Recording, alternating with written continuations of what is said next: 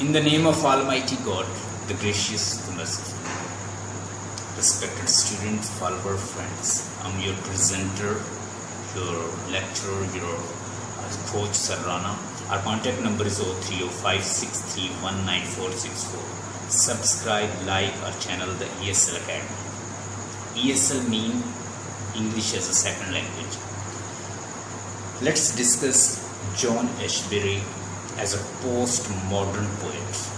For example, if question occurs in exam, discuss John Ashbery as a post-modern poet or modern poet. How would you tackle this question? First of all, write John Ashbery 28 जुलाई 1927 को New York America में पैदा हुआ। बहुत सारे Pulitzer award और बहुत सारे poetry में, लिटरेचर में बहुत सारे अवार्ड हासिल किए, बहुत सारी मैगजीन भी निकाली हैं इन्होंने। जॉन एशबरे अपनी नज़मों से पहचाने जाते हैं। बहुत सारी इन्होंने पोएम्स लिखी हैं, बहुत सारी नज़में लिखी हैं और ये एक मॉडर्न पोएट हैं। मॉडर्न भी हैं और पोस्ट मॉडर्न भी। वर्ल्ड वॉर के बाद का जितना भी ड्यूरेशन है वो सारा किस में आता है? वो पोस्ट मॉडर्न में आता है। 1968 से ऑनवर्ड सारा पोस्ट मॉडर्न है। वो एरा जो है वो सारा पोस्ट मॉडर्न है। पोस्ट मॉडर्न जो पोएट्स हैं उनकी अपनी करैक्टरिस्टिक हैं जो मैंने अभी कुछ बताई, कुछ मज़ीद आपको बताता हूँ। हर पोएट है, हर यानी जो स्कूल ऑफ थाट है वो किसी ना किसी बिलीव के साथ है। जैसे एक आइडियलिज्म का बिलीव है और एक रियलिज्म का बिलीव है। आइडियलिज्म की जो थ्योरी है वो पेश की थी प्लेटो ने। यूटोपियन लैंड, आइडियलिज्म की land, ideal land, ideal Republic. तो रियलिज्म को किसने प्रेजेंट किया था, रिप्रेजेंट किया था? एरिस्टोटल ने। एरिस्टोटल कहता है कि जिस दुनिया में हम रहते हैं, लाइफ लाइफ है, जो बिल्कुल रियल लाइफ है, वही असल लाइफ है। हम इन चीज़ों को डिस्कस करेंगे। हमारे पास इसकी 2 पोएम है, द पेंटर और मेलोडिक ट्रेन। पेंटर के सामने पेंटर के पास एक आइडिया है। आइडिया जो है वो ब्लेंड ऑफ रियलिज्म और आइडियलिज्म है, मॉडर्निज्म और पोस्ट मॉडर्निज्म है। मेलोडिक ट्रेन जो ब्लेंड ऑफ मॉडर्निज्म और पोस्ट मॉडर्निज्म है। मैं थोड़े से पॉइंट्स आपको लिखवाता हूँ, वो काइंडली लिख लीजिए। उसके बाद ये दोनों पॉइंट्स को आपको समझाते हैं।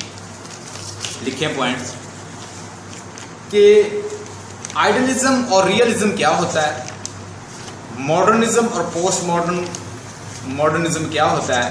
ये जो भी थॉट आपको मिलेगी या तो इनकी ब्लेंड होगी, या तो इनका मिक्सचर होगा, तो या फिर ये एक थॉट होगी, या पोएट इसको डिस्कस कर रहा होगा। मोस्टली पोएट जो होते हैं एक स्कूल ऑफ थॉट के साथ वो क्लिंग होते हैं। लेकिन जॉन एशबरी की एक करैक्टरिस्टिक है कि वो बहुत सारे पोएट्स की आवाज़ें निकालता है, बहुत सारे पोएट्स की लैब में बोलता है। जैसे रॉबर्ट ब्राउनिंग बोलता है, जैसे रॉबर्ट फ्रॉस्ट बोलता है, या जैसे दूसरे जो दीगर पोएट्स हैं, कंटेम्प्रेरी पोएट्स, उनकी तरह का भी बन जाता है। अमेरिकन पोएट से वाल्ट विटमैन है, उसकी तरह हो जाता है। तो हर तरह के पोएट्स की तरह बात कर सकता है, स्टाइल चेंज कर सकता है, ब्लेंड देता है, पोस्ट मॉडर्निज्म देता है, मॉडर्निज्म देता है। ये पॉइंट लिख लें आप। पोस्ट मॉडर्निज्म की बात करेगा, मॉडर्निज्म की बात करेगा, इमेजेस की बात करेगा, सिम्बलीज की बात करेगा, मेटाफर की बात करेगा, पैराडॉक्स को यूज़ करेगा, आपको साथ स्ट्रीम ऑफ कॉन्शियसनेस में बात करेगा, सिम्बली मेटाफर का बहुत ज़्यादा यूज़ करेगा। तो जैसे वो पिसा टावर की बात करता है कि इंसान जो है वो ऐसे झुका हुआ है ख्वाहिशात की तरफ के, जैसे वो पिसा टावर जो है वो झुका हुआ है। So that show the inclination of the man, the busiest word of the man. Man is busy and just using a superficial thing. Like उसने कहा कि मैंने घड़ी पहनी हुई है तो उसने भी पहनी हुई है, उसने रिस्ट वॉच पहनी है, एक टॉय है वो, लेकिन मैंने जो पहनी हुई है मैंने भी पहनी हुई है, मैं भी दिखावा कर रहा हूँ। ये कोट और टाई और शर्ट जैसे मैंने पहना हुआ, अंदर क्या है ये किसी को नहीं पता। देखिए ना, वो बात करता है इनर लाइफ की, आउटर लाइफ की। इनर लाइफ भी है, आउटर लाइफ भी है कि अंदर मेरे क्या है कोई नहीं जानता। अंदर जो है वो फ्रस्ट्रेशन है, अंदर वो क्या है बोर्डम लाइफ है, अंदर क्या है burden of boredom and frustration and weight, और इसकी जो एंग्जाइटी है, डिप्रेशन है, ट्रबल है, और ये इंसान के अंदर है। मोनोटनस लाइफ है, बोर्डम लाइफ है, ठीक है, मंजिल पे पहुंचने की ख्वाहिश है, वेट कर रहे हैं, मुसाफिर जो हैं वो फिर रहे हैं, वेव सीन आ रहे हैं, जा रहे हैं, और ये यूजुअल लाइफ है, और बस ये कुछ है, यही है अब्सर्ड लाइफ, यही पोस्ट मॉडर्निज्म की कैरेक्टरिस्टिक अब्सर्ड लाइफ है। अब्सर्ड लाइफ है कि ये बिल्कुल नॉन सीरियस लाइफ है, जिस there is no reality, he say that every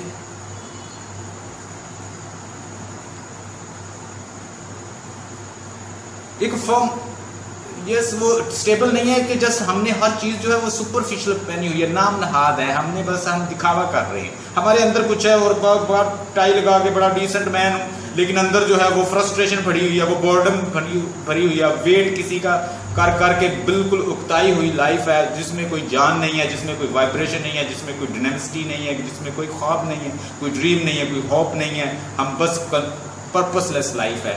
तो वो बेसिकली इसको सिंबलाइज कर रहा है कि ये जो मैं उसने पहना हुआ है, उसने जो रिस्ट वॉच टॉय पहना हुआ, तो मैं भी एक टॉय की तरह, मैंने भी तो एक भेस ही बदला हुआ है, मैंने भी तो एक मास्क ही चढ़ाया हुआ है, we are not the real people in fact.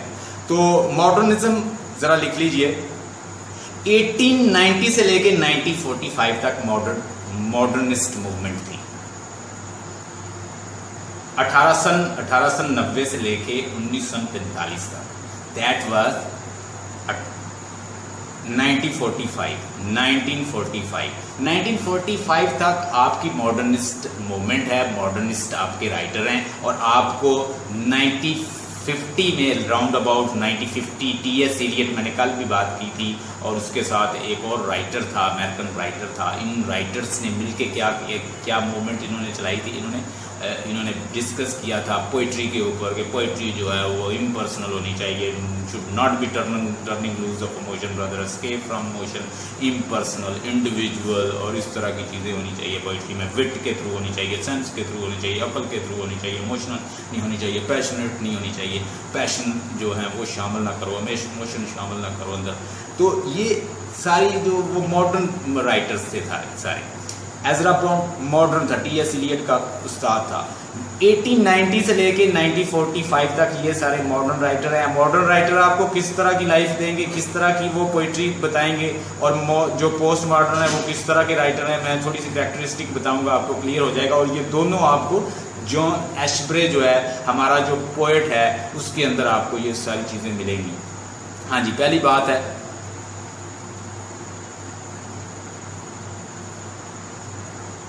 वो, हाँ जी, वो 1945 तक मैंने कहा कि जब तक वर्ल्ड वार जो है वो एंड नहीं हुई, वर्ल्ड वार के बाद की जो लाइफ है वो पोस्ट मॉडर्न में आती है। उसमें बाज़ औक़ात कहते हैं कि पोस्ट मॉडर्न जो एज थी उसमें लोग एग्नोस्टिक हो गए थे, बहुत सारी फाइट को देखा था, बहुत सारे राइटर्स की डेथ हो गई थी, बहुत सारे लोग मारे गए थे, बहुत सारे एटॉमिक बम जो हैं वो भी चलाए गए थे, और अमेरिकन की तरफ से आपको पता है नागासाकी और डिफरेंट जो सिटीज़ थे जापान के वो जला दिए गए थे।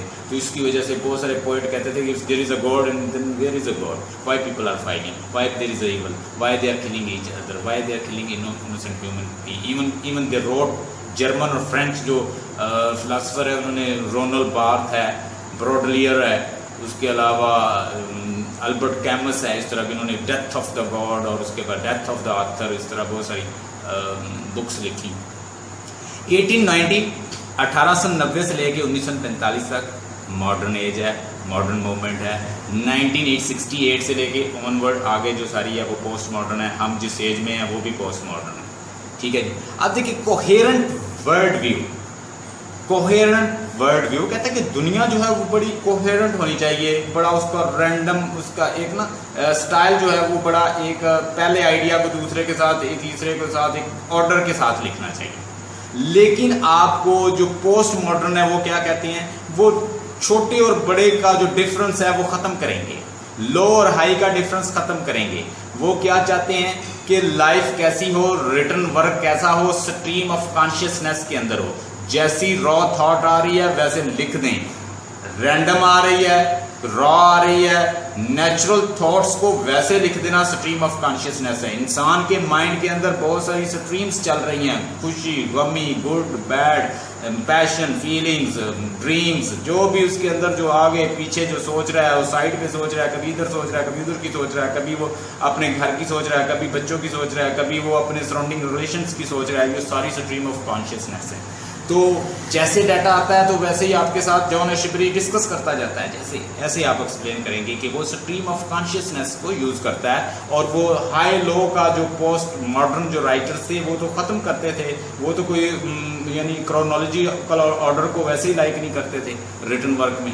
उसके बाद मॉडर्निस्ट जो बिलीव करते थे कि पास का नॉलेज जो है टेक्स्ट के अंदर जरूरी है, लेकिन पोस्ट मॉडर्न कहते हैं कि there is no need of the past knowledge, if you want to live in the present, does not believe in the past. Post modern क्या करते हैं, वो बिलीव नहीं करते पास्ट के नॉलेज पे, वो जैसा प्रेजेंट होता है उसको वैसे ही दिखा देते हैं। No use in the present, वो कहता है पास्ट के नॉलेज की प्रेजेंट में कोई जरूरत नहीं है, पोस्ट मॉडर्न कहते हैं।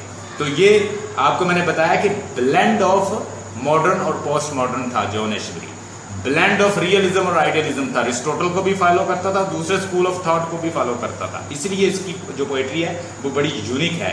कहते हैं कि स्क्वीज, कहते हैं कि lemon squeezing school of thought से भी बाहर निकल आया था, कि इसको बहुत सारे राइटर्स ने क्रिटिसाइज करने की कोशिश की लेकिन नहीं कर सके, क्योंकि वो लिखता इस अंदाज से है कि वो समझा ही नहीं जाता, वो रीडर के ऊपर छोड़ देता है कि तुम खुद कंक्लूजन करो, वो कंक्लूजन भी नहीं करता। पेंटर को 100 दफा पढ़ा होगा आपने, अभी तक भी आपको पेंटर समझ नहीं आई होगी। बताएं।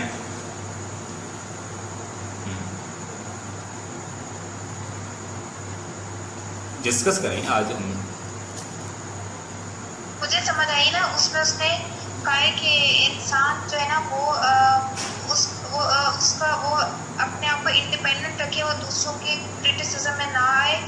और क्योंकि जब वो पेंट करते हैं ना तो वो लोग उसको क्रिटिसाइज करते हैं, जब वो रुकता है तो वो ये समझते हैं कि इसको आ नहीं रहा, इसलिए वो उसको आइडियाज़ दिखने शुरू हो जाते हैं। जबकि ये कि वो अगर वो इंडिविजुअली अकेले में काम करे तो वो ज़्यादा अच्छे आइडियाज़ कर सकते हैं, उसमें क्रिएटिविटी ज़्यादा आती है। तो वो जब लोग उसको बहुत ज़्यादा क्रिटिसाइज करते हैं तो वो फिर छोड़ देता है, और वो पेंटिंग छोड़ देता है, वो अपनी वाइफ को पेंट करता है। और वो फिर एंड में कहते हैं कि मेरे लिए ये ज़्यादा बेहतर है कि मैं अपनी वाइफ करूँ, ताकि मैं इसको और इम्प्रूव कर सकूँ। क्योंकि कोई भी आप काम करते हैं तो आप अपना इमेज और अपनी इमेजिनेशन और अपने आइडियाज़ अब एकदम लोगों को नहीं बता सकते।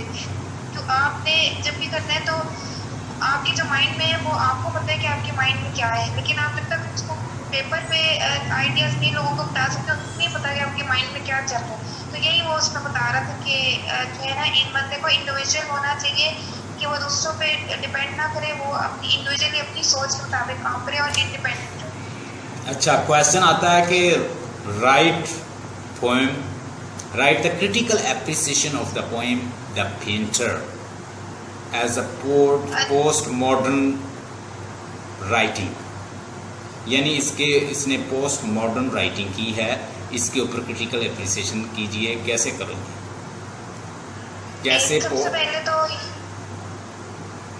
ये होगा कि इंट्रोडक्शन होगा राइटर का, उसके बाद इसका पर्पस होगा कि इसने क्यों लिखा, फिर पोस्ट मॉडर्न और पोस्ट मॉडर्न की डेफिनेशन होगी, और उसके बाद पेंटर की थीम्स होगी, सिंबलिज्म होगा, और फिर इसका टाइटल होगा, स्ट्रीम ऑफ कॉन्शियसनेस होगा, स्ट्रीम ऑफ कॉन्शियसनेस होगा, सिंबलिज्म यूज करेंगे। आप ये बताएंगे कि ये जो पोइट्री है ये दोनों आइडियलिज्म, दोनों जो स्कूल ऑफ थॉट्स हैं उनका मिलाप है। ये आइडियलिज्म भी इसने डिस्कस किया है, रियलिज्म भी किया है कि पेंट जो है अपनी अंडरकरंट सोल के साथ खुद ब खुद उस कैनवस के ऊपर आके जम जाए और खुद ब खुद पेंटिंग बन जाए।